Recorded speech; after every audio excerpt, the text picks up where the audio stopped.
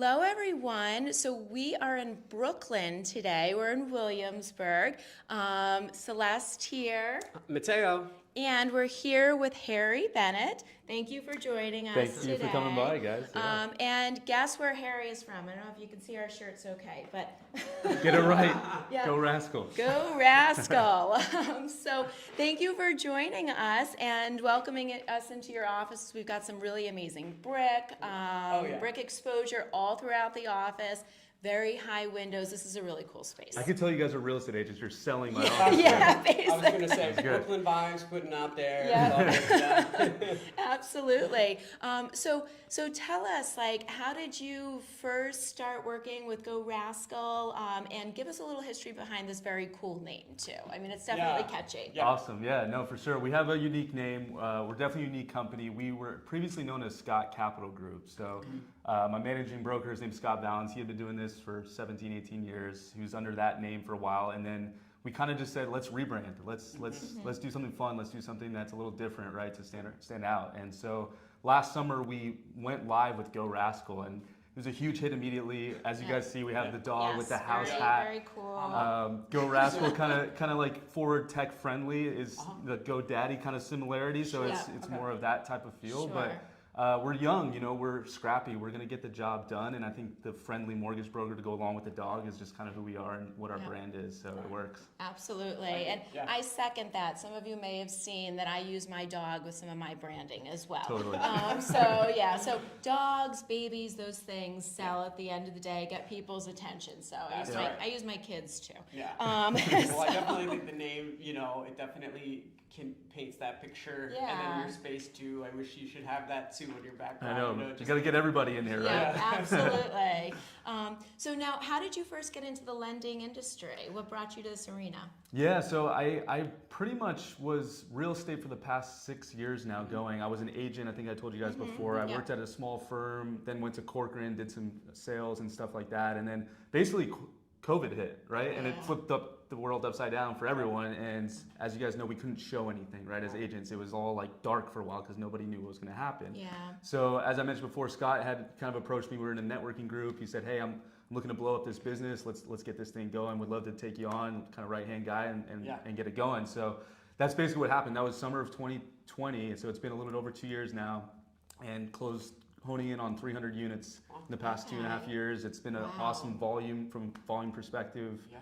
We've been ranked #1 in the state of New York for the past 3 years running. So we've gotten some really awesome accolades and we're looking to just really expand that. So that's kind of how I got in. It wasn't definitely on purpose. And I think that's most people in real estate, right? It's kind of like you fall into it and it works out. But I'm very thankful and blessed and we got a good thing going. So.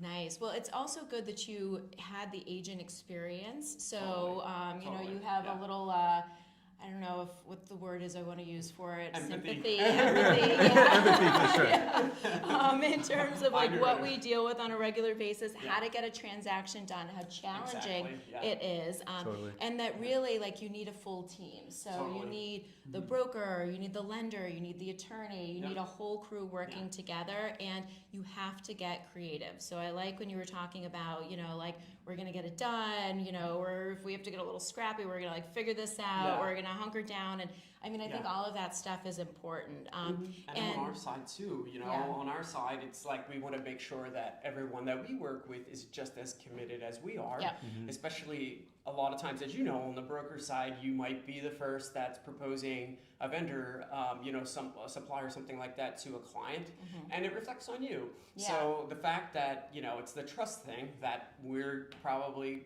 not keeping 9 to 5 hours. So, getting an email or a text responded to is, it just helps us close the deal as well. Yeah, communication is key. Absolutely. I think, for us as a company and people just buying real estate in general, whether you're a first time buyer or 10 times over investor, if you're in the middle of the process and you don't hear back from your lender or your attorney or real estate agent, it's the worst thing in the world, right? Yes. You don't want to be kept in the dark. Panic sets in. Exactly. So we like Panic at the Disco, but not Panic, Not panic by so we take pride in the communication aspect, and I think the team building is everything, right? And surrounding that. So I agree. Totally. And it's kind of off topic, but I think it relates.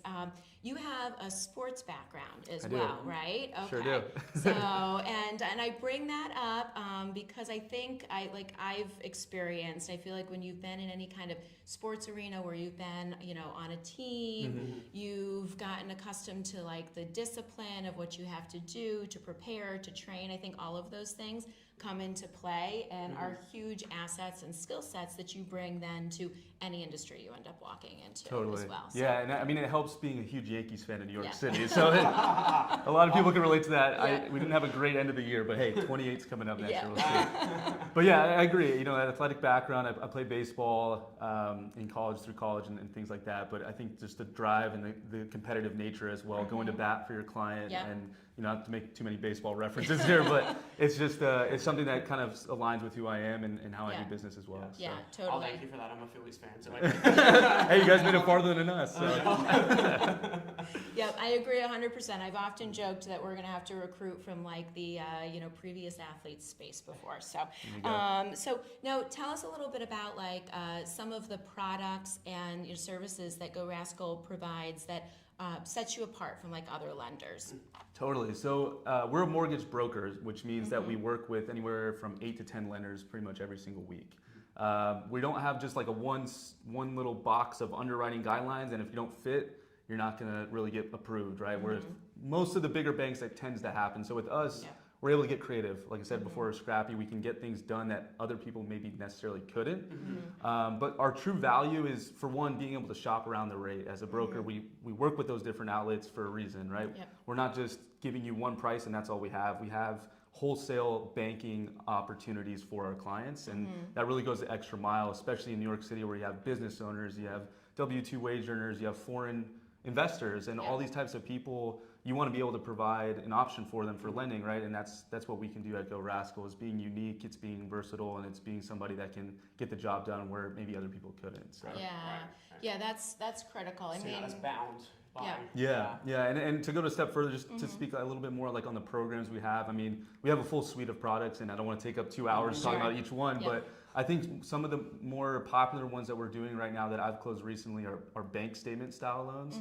So these are folks that are business owners. They're maybe writing a lot off on their tax returns, as most business owners do, right? But their income is not showing on paper as strong as they probably are making, and so what we're able to do is use this alternative program, look at their deposits on a yearly or 2-year basis, and then use those deposits to get them approved. So a lot of folks, again, coming over from maybe bigger banks or other outsourced options that didn't work out, and we're able to close the deal.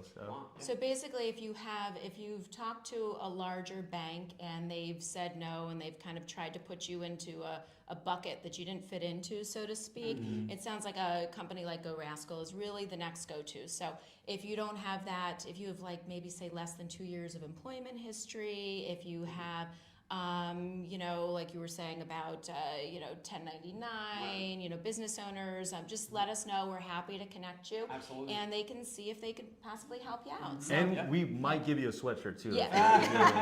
If you're lucky, you'll get a sweatshirt. They're comfortable, and right? A hat. They actually, the first 50 to arrive, then you'll get that. We'll set the expectations. They are very, very comfortable. So now, what would you say is your favorite part of the business, and then maybe like your least favorite part of the business? Yeah, certainly. I think my favorite part actually is networking. I love meeting new people like you guys and developing relationships. Obviously, my business, so we're licensed in 15 states. We do a majority of our stuff here in New York. Very good point. Yes, okay, tri-state area, and Northeast, Southeast, and West Coast we're pretty heavily involved. But most of my business is on the phone, so I'm not meeting people per se in person all the time. I love to meet in person, like I said, but when I can get out there and meet attorneys, meet real estate agents, kind of develop those relationships, where especially coming out of COVID, where we couldn't do that so often, and now it's like back, and it's like I'm like a little dog, like ready to play, It's like so I think that's my favorite part, and then I guess a less favorite part of the business. I find joy in it too, but for the folks that are like really struggling to find that home for maybe 6-8 months, a whole year, you guys know as well. Anybody who's working with buyers, as agents, you spend so much time with these people, right? 12 months or more, and you devote as much as you can because you want to be that best resource for them.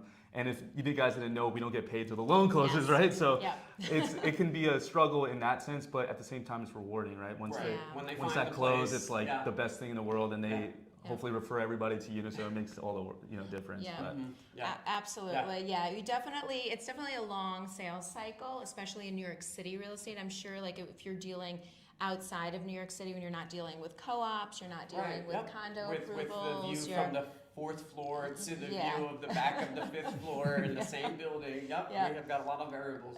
Yes, for sure. So I know when I hear people in the suburbs, other agents in the suburbs talking about, how quickly they can close on something, I'm always like, I just don't want to hear it. Yeah. So, but it's the nature of the industry. So, and what would you say like your favorite part in all of New York City is, if you had to pick like a special spot?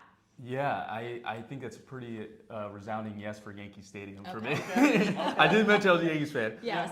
But if I had to make it a little bit more than just that, I won't just make myself only a sports guy here.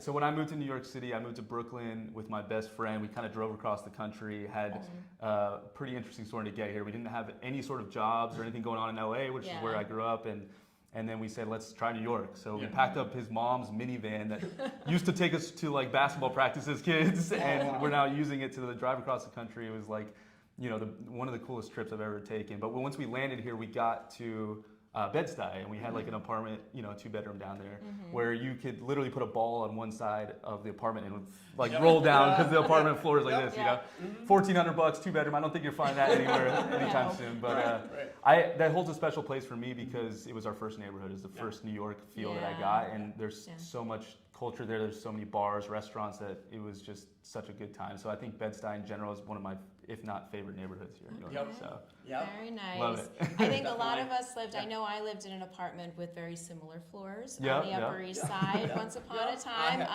Yes, I think Mateo's had that experience in the Hell's Kitchen area. So it's sideways steps. It's a rite of passage, so to speak. Exactly. And that's part of what makes New York so great. It's not the easiest place to be. Not the easiest place to work, but if you can make it here, you can make it anywhere.